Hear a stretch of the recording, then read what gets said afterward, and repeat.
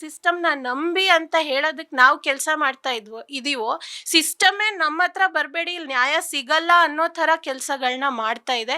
So ನಮ್ಮ MLA ನಮ್ಮ ಮೇಲೆ ಶೋಷಣೆ ಮಾಡೋವಾಗ ಅದು ಅಥಾರಿಟಿ ಅಂತ ನಾವು ಹೆಂಗೆ ನೋಡದೆ ಆಗತ್ತೆ ಅಂತ ದೊಡ್ಡ ಪ್ರಶ್ನೆ ಬರುತ್ತೆ. ಸೊ ಪಾಕ್ಸೋ ಅನ್ನೋ ಒಂದು ಕಾಯ್ದೆನ ನಾವು ತಗೊಂಡು ಇಷ್ಟು ಟೆಕ್ನಿಕಲ್ ಆಗಿ ಅದನ್ನ ಇಂಟರ್ಪ್ರಿಟ್ ಮಾಡಿ ಅನ್ಯಾಯ ಆಗಿದ್ದಂಥ ಮಗುವಿಗೆ ಇನ್ನಷ್ಟು ಅನ್ಯಾಯ ಮಾಡೋದು ಎಷ್ಟು ಮಟ್ಟಿಗೆ ಸರಿ ಅನ್ನೋದು ಒಂದು ಕೇಳಬೇಕಾಗಿರುವಂಥ ಒಂದು ವಿಷಯ. ಈ ಒಂದು ಹೈಕೋರ್ಟ್ ಜಜ್ಮೆಂಟಲ್ಲಿ ಅವ್ರು ಏನು ಹೇಳ್ತಾರೆ ಅಂದರೆ, MLA ಆಗಿರೋದು ಪಬ್ಲಿಕ್ ಸರ್ವೆಂಟ್ ಅಲ್ಲ, ಬಟ್ 7 ವರ್ಷ ಅವ್ರು ಜೈಲಲ್ಲಿ ಇದ್ದಿದ್ದಾರೆ ಅಂತ ಹೇಳಿದ್ರು ಕಳೆದ 1 ವರ್ಷದಲ್ಲೇ ಅವ್ರಿಗೆ 2-3 ಬಾರಿ ಆಚೆ ಅವರು ಬೇರೆ ಬೇರೆ ಕಾರಣಗಳಿಗೆ ಕಳಿಸಿದ್ದಾರೆ ಪರೋಲಲ್ಲಿ. ನಿನ್ನೆ ಉನ್ನಾವ್ ಪ್ರಕರಣದಲ್ಲಿ ಹೈಕೋರ್ಟ್ ಕಡೆಯಿಂದ ಒಂದು ಸೆಂಟೆನ್ಸ್ನ ಸಸ್ಪೆಂಡ್ ಮಾಡಿದ್ದಾರೆ. ಅವರು ಯಾರು ಮುಖ್ಯ ಅಪರಾಧಿ ಅಂತ ಕನ್ವಿಕ್ಷನ್ ಆಗಿತ್ತೋ ಅವರಿಗೆ ನಿನ್ನೆ ಸಸ್ಪೆನ್ಷನ್ ಆಗಿದೆ. ಇದನ್ನ ನಾವು ಒಂದು ಆ ಪ್ರಕರಣದಲ್ಲಿ ಯಾಕೆ ಸಸ್ಪೆನ್ಷನ್ ಆಗಿದೆ ಅನ್ನೋದ್ರ ಬಗ್ಗೆ ನಾವು ನೋಡೋಣ. ಬಟ್ ಇದನ್ನ ಒಂದು ಲಾರ್ಜರ್ ಕ್ಲೈಮೇಟಲ್ಲೂ ನಾವಿಟ್ಟು ನೋಡಬೇಕು. ಯಾಕೆಂದರೆ ಇತ್ತೀಚೆಗೆ ಹಲವಾರು ಪಾಕ್ಸೋ ಕೇಸಸ್ಸಲ್ಲಿ ಕನ್ವಿಕ್ಷನ್ಸು ಆಗ್ತಾ ಇಲ್ಲ, ಅಕ್ವಿಟಲ್ ಆಗ್ತಾ ಇದೆ. ಕರ್ನಾಟಕದಲ್ಲೇ ಒಂದು ತುಂಬ ದೊಡ್ಡ ಸೆನ್ಸೇಷನಲ್ ಪಾಕ್ಸೋ ಕೇಸ್ನಲ್ಲಿ ಅಕ್ವಿಟಲ್ಲೇ ಆಗಿದ್ದು. ಸೊ ವ್ಯವಸ್ಥೆ ಬಗ್ಗೆ ನಾವು ಇನ್ನಷ್ಟು ಅಕೌಂಟಬಿಲಿಟಿ ಬಗ್ಗೆ ಚರ್ಚೆಗಳು ನಡೀಬೇಕು. ಬಟ್ ಈ ಕೇಸಲ್ಲಿ, ಈ ಪ್ರಕರಣದಲ್ಲಿ ಯಾಕೆ ಕನ್ವಿಕ್ಷನ್ನ ಅವರು ಸಸ್ಪೆಂಡ್ ಮಾಡಿದ್ದಾರೆ, ಸೆಂಟೆನ್ಸ್ ಯಾಕೆ ಸಸ್ಪೆಂಡ್ ಆಗಿದೆ ಅಂದರೆ, ಒಂದು ತುಂಬ ಟೆಕ್ನಿಕಲ್ ಗ್ರೌಂಡನ್ನ ಇಟ್ಕೊಂಡು ಕೋರ್ಟ್ ಹೇಳುತ್ತೆ.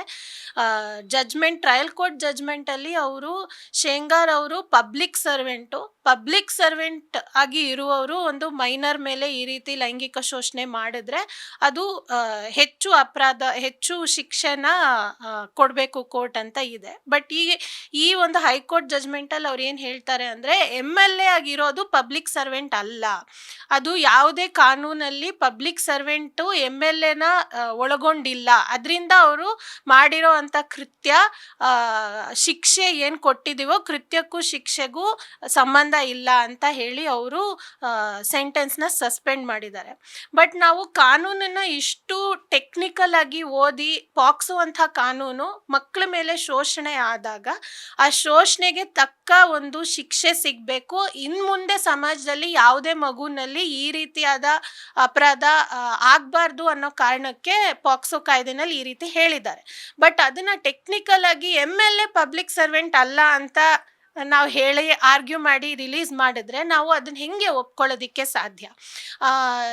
ಅದೇ ಪಾಕ್ಸೋ ಕಾಯ್ದೆನಲ್ಲಿ ಅದೇ ಸೆಕ್ಷನಲ್ಲಿ ಸೆಕ್ಷನ್ 5P ಅಂತ ಇನ್ನೊಂದು ಸೆಕ್ಷನ್ ಬರುತ್ತೆ. ಅದರಲ್ಲಿ ಅವ್ರು ಹೇಳ್ತಾರೆ, ಯಾವುದೇ ಒಂದು ಅಥಾರಿಟಿ ಪೊಸಿಷನಲ್ಲಿ ಇರೋರು ಮಗು ಮೇಲೆ ಲೈಂಗಿಕ ಶೋಷಣೆ ಮಾಡಿದ್ರೆ ಅದು ಅಗ್ರವೇಟೆಡ್ ಪೆನಿಟ್ರೇಟಿವ್ ಸೆಕ್ಷುವಲ್ ಅಸಾಲ್ಟ್ ಆಗುತ್ತೆ ಅಂತ ಹೇಳ್ತಾರೆ. ಸೊ ಈ ಒಂದು ವ್ಯಕ್ತಿ ಯಾರಿದ್ದಾರೆ, ಶೇಂಗಾರ್ ಅವರು ಆ ಒಂದು ಕಾನ್ಸ್ಟಿಟ್ಯೂಯೆನ್ಸಿಯ MLA ಆಗಿದ್ದು, ಈ ಹೆಣ್ಣು ಮಗಳ ಕುಟುಂಬ ಏನಿದೆ ಅಲ್ಲೇ ವಾಸ ಇದ್ದು ವೋಟ್ ಹಾಕ್ತಾ ಇದ್ರು ಅವರು.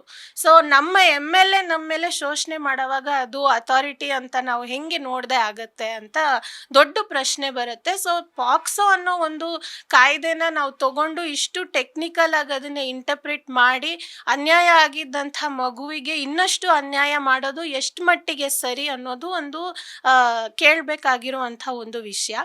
ಎರಡನೇದು ನಾವು ನೋಡಬೇಕಾಗಿರೋದು, ಈ ಪ್ರಕರಣ CBI ಕೈಗೆ ತನಿಖೆಗೆ ಹೋಗಿತ್ತು. ಮತ್ತು ಆ ಪ್ರಕರಣದ ತನಿಖೆ ಆಗ್ತಾ ಇದ್ದಾಗಲೇ ಈ ಹೆಣ್ಮಗಳ ತಂದೆನ ಸಾಯಿಸಿದ್ರು ಅಂತ ಹೇಳಿ ಕುಲ್ದೀಪ್ ಶೆಂಗಾರ್ಗೆ ಕನ್ವಿಕ್ಷನ್ ಆಗಿದೆ. ಅದು ಬರೀ ಆರೋಪ ಅಲ್ಲ, ಕನ್ವಿಕ್ಷನ್ ಆಗಿದೆ. ಆ ಕೊಲೆನಲ್ಲಿ ಇವ್ರ ಕೈವಾಡ ಇದೆ ಅನ್ನೋದು ಕೋರ್ಟಲ್ಲಿ ಸಾಬೀತಾಗಿದೆ.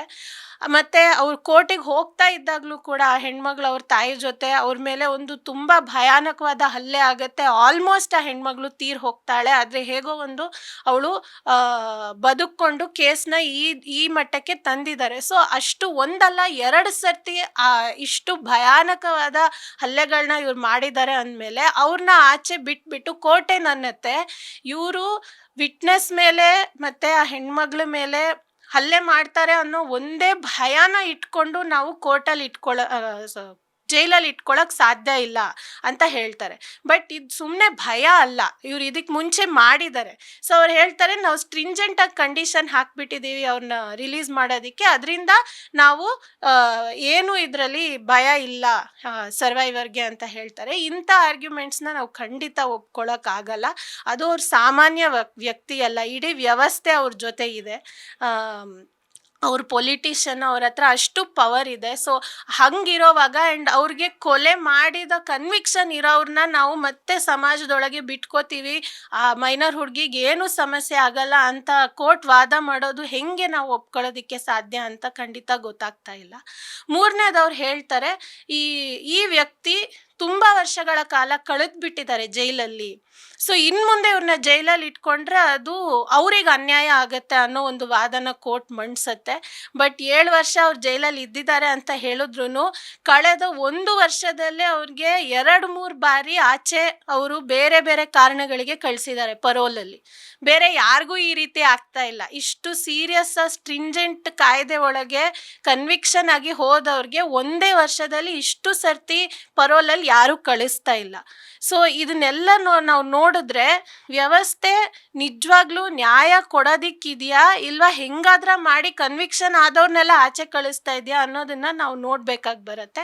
ಆ್ಯಂಡ್ ಪಾಕ್ಸೋ ಪ್ರಕರಣಗಳಲ್ಲಾಗಲಿ ಸರಿ, ಬೇರೆ ಯಾವುದೇ ಲೈಂಗಿಕ ಶೋಷಣೆ ಆಗಲಿ, ಮತ್ತು ಹೆಣ್ಮಕ್ಳ ಮೇಲೆ ಆಗುವಂಥ ಲೈಂಗಿಕ ಹಿಂಸೆಗಳಾಗಲಿ, ಇಲ್ಲ ಬೇರೆ ಜೆಂಡರ್ ಮೈನಾರಿಟೀಸ್ ಮೇಲೆ ಆಗುವಂಥ ಲೈಂಗಿಕ ಹಿಂಸೆಗಳಿಗಾಗಲಿ ವ್ಯವಸ್ಥೆ ತುಂಬ ಇನ್ಸೆನ್ಸಿಟಿವ್ ಆಗಿದೆ.